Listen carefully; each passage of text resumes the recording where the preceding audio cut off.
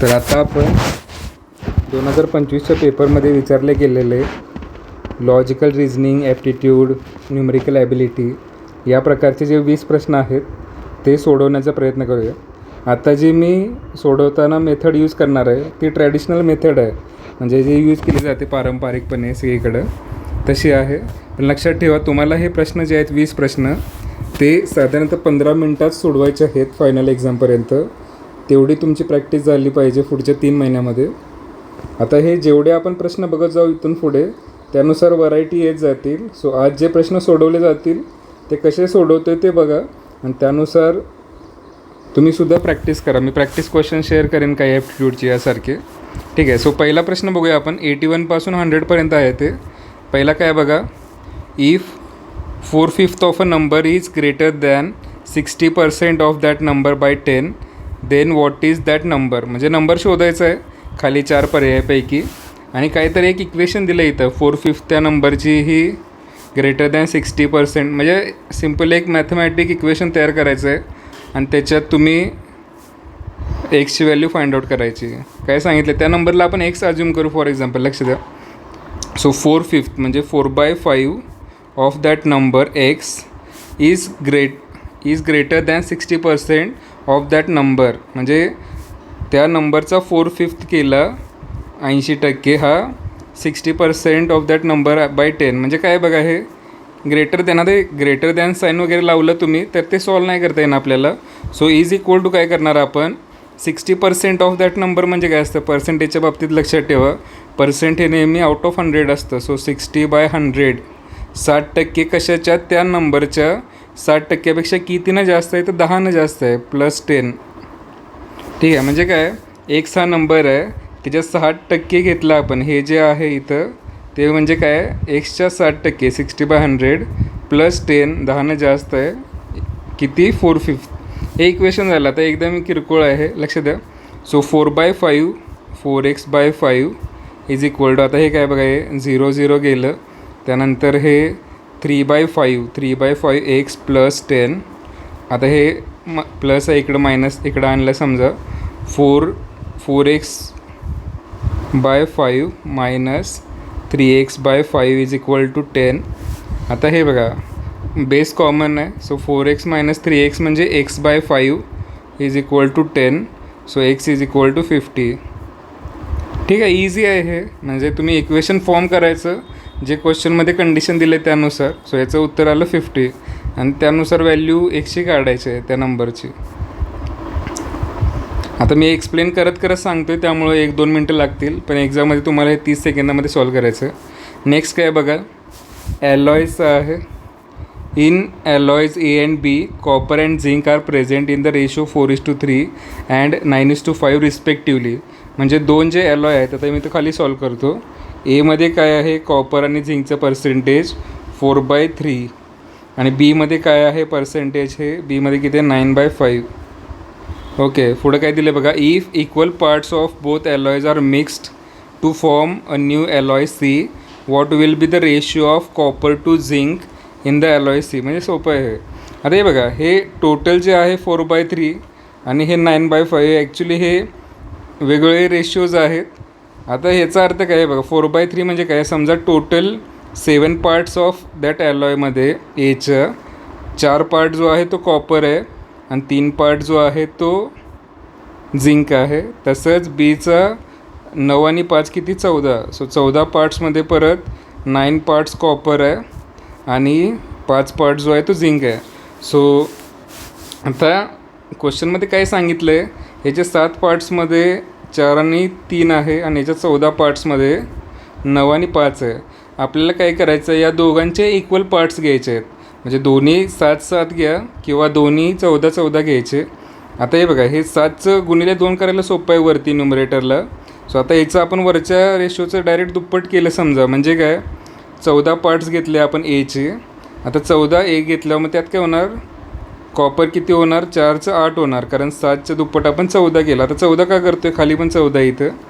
So 14 parts एचे घेतले, त्यात 8 copper आणि परत इथं 3चं काय होणार 6. तसंच हे 14 आहे असंच खाली डिनॉमिनेटरचं. 9 पार्ट कॉपर, 5 पार्ट झिंक. आता हे दोन्ही इक्वल आहे बघा. ए पण इक्वल आहे बीच्या, 14 पार्ट्स घेतले. आता दोघांची जर बेरीज केली आपण, ठीक आहे, बेरीज केल्यावर काय होणार, कॉपरची बेरीज होणार इथं. कॉपरची बेरीज केली 8 आणि 9 17 कॉपर होणार आणि 6 आणि 5 11 झिंक होणार. हेच आपल्याला विचारलं आहे. जर सी अलॉय तयार केला की त्यामध्ये ए आणि बी इक्वल असेल तर कॉपर आणि झिंकचा रेशो किती, तर तो किती येणार, 17:11. समजतं आहे, बेसिक आहे. म्हणजे काही जास्त फॉर्म्युला पाठ करायची गरज नाही, काय नाही, डोकं फक्त वापरायचं एक्झाममध्ये. फॉर्म्युले कमीत कमी पाठ करायचं लक्षात ठेवा, नाहीतर फॉर्म्युले तुम्ही जास्त पाठ करायला गेलं एक्झाममध्ये, फॉर्म्युला चुकला की आन्सर चुकणार. बेसिक कन्सेप्ट लक्षात ठेवायचे.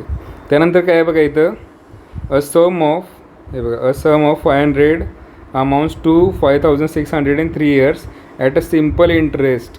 आता सिम्पल इंटरेस्ट, व्याज वगैरे तुम्ही शिकला असाल शाळेमध्ये, बुद्धिमत्तेमध्ये, किंवा इन जनरल काय असतं बँकेमध्ये, आपण जेव्हा पैसे डिपॉझिट करतो, एक तर पैसे डिपॉझिट केल्यावर आपल्याला इंटरेस्ट मिळतो त्याच्यावर, आणि तुम्ही कर्ज घेतल्यानंतरसुद्धा तुम्हाला त्याची परतफेड करावी लागते विथ सम इंटरेस्ट. सो एक असतं सिम्पल इंटरेस्ट आणि एक असतं कंपाऊंड इंटरेस्ट. 2 टाईपचे असतात. आता हे जे आहे ते सिम्पल इंटरेस्टचं गणित आहे. जेव्हा कंपाऊंड इंटरेस्टचं गणित येईल तेव्हा मी त्याच्याबद्दल सांगेन. आता तुम्ही पैसे ठेवले होते बँकेमध्ये 5,000, त्याचे 5,600 झाले 3 वर्षामध्ये. सोपं आहे, ठीक आहे. If the rate of interest is increase by 3%, म्हणजे व्याजदर जो होता तो 3% वाढला, what will be the amount of the sum in 3 years. मग काय होणार, जसं रेट ऑफ इंटरेस्ट वाढेल तसं तुम्हाला हे 5,000चे 5,600 झाले होते, तर आणखी जास्त तुम्हाला व्याज मिळेल. तर ते किती असणार आहे खालीलपैकी हे फाइंड आउट करायचं. सो फर्स्ट ऑफ ऑल आधीचा व्याजदर काढू आपण, इनिशियल रेट ऑफ इंटरेस्ट, आणि त्याच्यानंतर मग परत आपण काय करणार, तर 3% वाढल्यानंतर फायनल इंटरेस्ट किती येईल ते. सो इंटरेस्टचा फॉर्म्युला काय असतो इकडे लक्ष द्या, I is equal to P into N into R upon 100. हा सिम्पल तुम्ही शिकला असाल कुठंही, इंटरेस्टचं जे गणित असतं त्याच्यामध्ये. I म्हणजे इंटरेस्ट, P म्हणजे प्रिन्सिपल, N म्हणजे नंबर ऑफ इयर्स, R म्हणजे rate of interest, divided by 100. का केलं इथं, तर rate of interest out of 100 असतो, 100%. पर्सेंटेजमध्ये असतो रेट ऑफ इंटरेस्ट, 10%, 5%, 20%. सो म्हणून डिवायडेड बाय 100 केलं आहे. सो आता इथं काय आहे बघा, जर तुमचे पैसे किती होते स्टार्टिंगला, प्रिन्सिपल 5,000, आणि त्याची व्याज पकडून किती झाली अमाऊंट 3 वर्षामध्ये, 5,600. आता इंटरेस्ट कसा काढणार तुम्ही, तर तुमची मेन अमाऊंट 5,000 होती आणि त्याची झाली 5,600. सो इंटरेस्ट आला 600 रुपये. 5,600 मायनस 5,000 केल्यावर. सो इंटरेस्ट आहे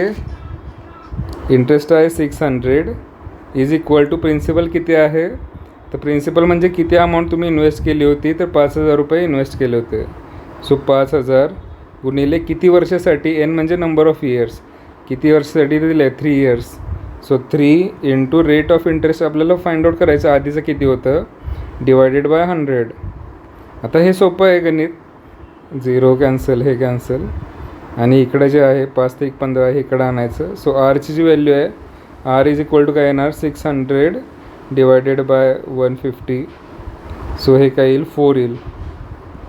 सो रेट ऑफ इंटरेस्ट आधीचा आहे 4%, आता किती केलं आहे, 3%नं वाढवलं आहे. सो आता किती झालं आहे, 60% झालं. New rate of interest R1 is equal to काय येणार, 4 + 3 7%.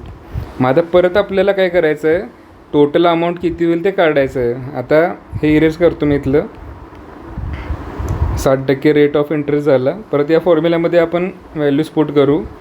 तर इनिशियल अमाऊंट आहे 5,000, P into number of years पुन्हा 3 आहे, आणि रेट ऑफ इंटरेस्ट नवीन किती झाला, आधीचा 4% होता त्याचे 3% वाढवलं, 7 अपॉन 100.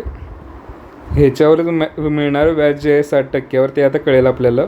सो हे 0 कॅन्सल, हे कॅन्सल, 5 × 15, 15 × 7 5,200, 1,050 इंटरेस्ट आला. तर नवीन अमाऊंट किती झाली, मग न्यू अमाऊंट किती झाली, तर प्रिन्सिपल जे होतं 5,000 आणि त्याच्या व्याज किती मिळालं आपल्याला, 1,050. सो हे किती झालं, 6,050. ओके, सो आन्सर काय नाहीचं 6,050. सोपं गणित आहे. सो बेसिक हा फॉर्म्युला पाठ पाहिजे तुम्हाला. मी मगाशी म्हणलं होतं फॉर्म्युले कमीत कमी पाठ करायचे. पण जे लागणार आहे ते पार्ट करायचेच आहेत तुम्हाला. सो हा जो फॉर्म्युला मोस्ट इम्पॉर्टंट आहे, interest is equal to P into N into R upon 100. त्यानंतर नेक्स्ट काय बघा क्वेश्चन 84 नंबरचं, 10 women can complete a work in 7 days. आता हा मेन डेजचा प्रश्न आहे. म्हणजे काही माणसं आहेत 10 माणसं 20 दिवसात करतात, 5 माणसं 6 दिवसात करतात, तर एक माणूस किती दिवसात करेल, किंवा कॉम्बिनेशन असतं हे काम किती करतात लोक. तर मग फायनल काय तर कॉम्बिनेशन दिलेलं असतं आणि तुम्हाला त्याचं उत्तर काढायचं मेन डेज. ठीक आहे. म्हणजे जनरली काय आहे, तुमच्या घराचं काम चालू आहे समजा, त्यात गौंडी आहेत, तर जेवढे जास्त माणसं येतील तेवढं कमी दिवसात काम होणार, आणि जेवढं माणसं कमी असतील तेवढं काम जे आहे ते जास्त दिवस लागतील, सेम वर्क असेल तर. आणि वर्क सेम ठेवायचं नंतर. ठीक आहे. सो क्वेश्चन काय आहे, 10 वुमेन आहेत, ते 7 दिवसात कंप्लीट करत आहेत काम. सो टोटल वर्क किती येणं माहिती आहे का, total work is equal to number of women किती आहेत, 10 वुमेन आहेत, 10 वुमेन इंटू किती डेज लागत आहेत, 7 days. सो वर्क किती माहिती आहे का, 70 वुमेन डेज एवढं वर्क आहे. म्हणजे 10 वुमन असतील तर 7. ठीक आहे. 70 वुमेन डेज एवढं वर्क आहे, जर वुमेनच्या टर्म्समध्ये सांगायचं झालं तर. तसंच पुन्हा काय पुढे दिलं बघा, 10 चिल्ड्रन आहेत, लहान मुलं. आता चिल्ड्रनला ऑब्वियसली कमी त्यांचे एक लहान असल्यामुळे दिवस जास्त लागणार. 10 चिल्ड्रनला 14 दिवस लागत आहेत complete the same work. Okay. मी पुन्हा काय होणार इथे लक्ष द्या. तर टोटल वर्क किती होतं आहे, total work is equal to चिल्ड्रनसाठी कसं येणार, हे 10 चिल्ड्रन दिवस किती लागत आहेत, 14 दिवस लागत आहेत. 14 डेज. सो टोटल किती झाला अमाऊंट, तर 140 चिल्ड्रन डेज एवढं वर्क आहे.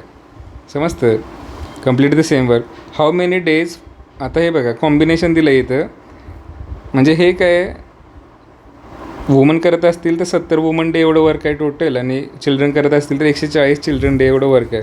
सो जर 5 वुमेन घेतल्या आणि 10 चिल्ड्रन घेतले तर वर्क पूर्ण होण्यासाठी किती दिवस लागतील. आता हे बघा हे कसं काढायचं बेसिकली, जर एक वुमन असेल तर ती एका दिवसामध्ये किती काम करणार, 10 वुमन असतील 7 दिवसामध्ये 70 करत आहेत, तर एक वुमन एका दिवसामध्ये 1 वुमन 1 डेमध्ये किती करते, तर 1/70 करते. म्हणजे टोटल जे काम आहे त्याच्या 1/7, कारण एक आहे इथं 70 वुमन घेतल्या तर 70 गुणिले 70 एक काम पूर्ण होणार ते. ठीक आहे. सो हे काय सांगितलं मी आता लक्षात येतं व्यवस्थित.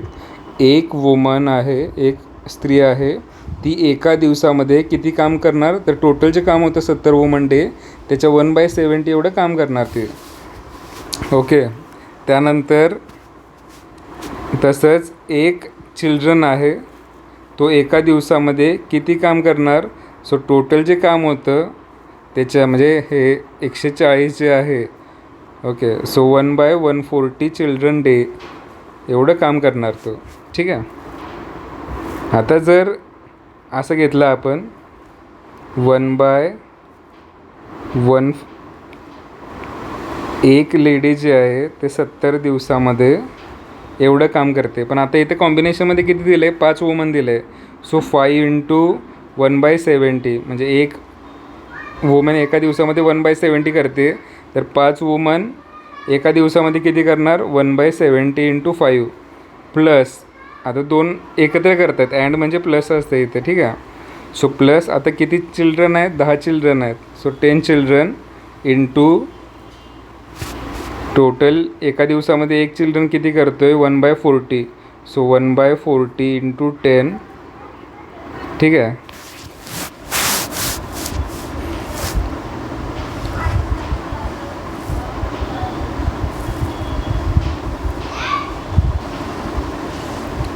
सो एका दिवसामधलं काम जे आहे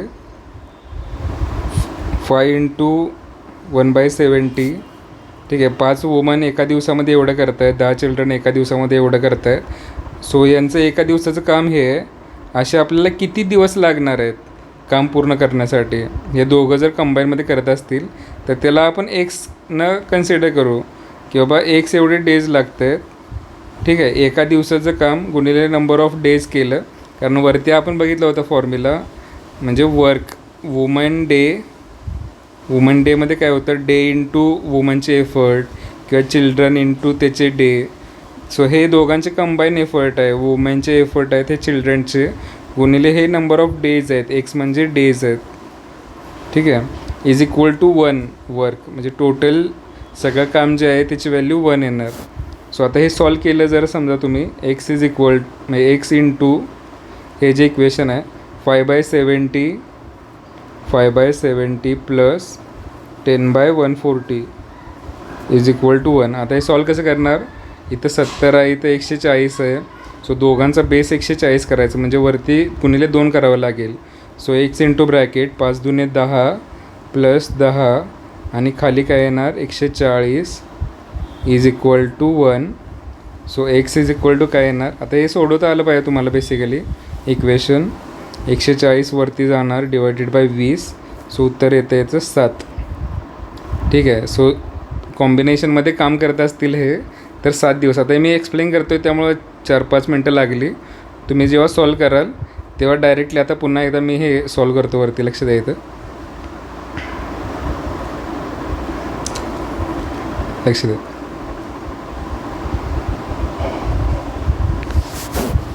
एका दिवसाचं वर्क काढायचं त्याचं, म्हणजे टोटल काम किती आहे 70 आहे. 10 वुमन आणि 7 दिवसात 70, तर एका दिवसात असणार 1/70 वुमेनचं. ठीक आहे, तसंच चिल्ड्रनचं किती असणार 10 आणि 14 येथे 14 दिवस. सो 140 झालं हे 1/140. आता वुमन किती दिले आहेत, वुमनचा जो रेशो आहे हा एका दिवसाचं काम 5 वुमन आहेत, आणि चिल्ड्रन किती आहेत फायनल कॉम्बिनेशनमध्ये 5 वुमन आणि 10 चिल्ड्रन. सो 5 आणि इथं 10 करायचं. आता हे टोटल त्या 2 म्हणजे 5 वुमन आणि 10 चिल्ड्रनचं एका दिवसाचं काम झालं, हे आत्ता ब्रॅकेटमध्ये लिहिलं आहे ते, गुणिले नंबर ऑफ डेज केलं तुम्ही XYZ काही लेटर यूज करा. हे सगळं जे आहे हे पूर्ण काम झालं तुमचं 1. ठीक आहे, आता हे सॉल्व केलं तुम्ही तर याची एक्सची व्हॅल्यू येते 7. ओके, सो हे इक्वेशन गुणाकार भागाकार बेरीज वजाबाकी रेशिओचं हे तुम्हाला करता आलं पाहिजे. ठीक आहे, त्यानंतर लक्ष द्या काय आहे बघा, the difference between the squares of 2 consecutive odd numbers is 112. What is the square of the smallest number. म्हणजे 2 संख्या आहेत. आता या संख्या कशा आहेत बघा, ऑड आहेत आणि कॉन्झिक्युटिव्ह आहेत. ऑड म्हणजे काय, फॉर एक्झाम्पल 1, 3, 5, 7 या ऑड नंबर आहेत. आणि कॉन्झिक्युटिव्ह कसं म्हणणार तुम्ही, 5 असेल तर 5च्या पुढची कॉन्झिक्युटिव्ह ऑड आहे 7, किंवा 3च्या कॉन्झिक्युटिव्ह आहे 5.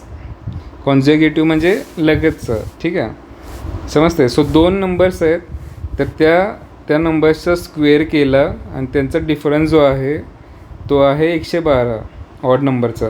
आता हे सॉल्व कसं करायचं लक्ष द्या. पुन्हा एक इक्वेशन तयार करू. एक समजा पहिला नंबर घेतला आपण, ऑड नंबर एक्स घेतला आपण फॉर एक्झाम्पल एक्स, तर त्याच्या पुढचा जो ऑड नंबर असणार, जसे इथं बघा हा समजा 3ला एक्स घेतला आपण, तर 3 आणि 5मध्ये ऑड पुढचा जो आहे त्याच्यात कितीचा डिफरन्स आहे 2चा आहे. 2 वाढत जाणार बेसिकली.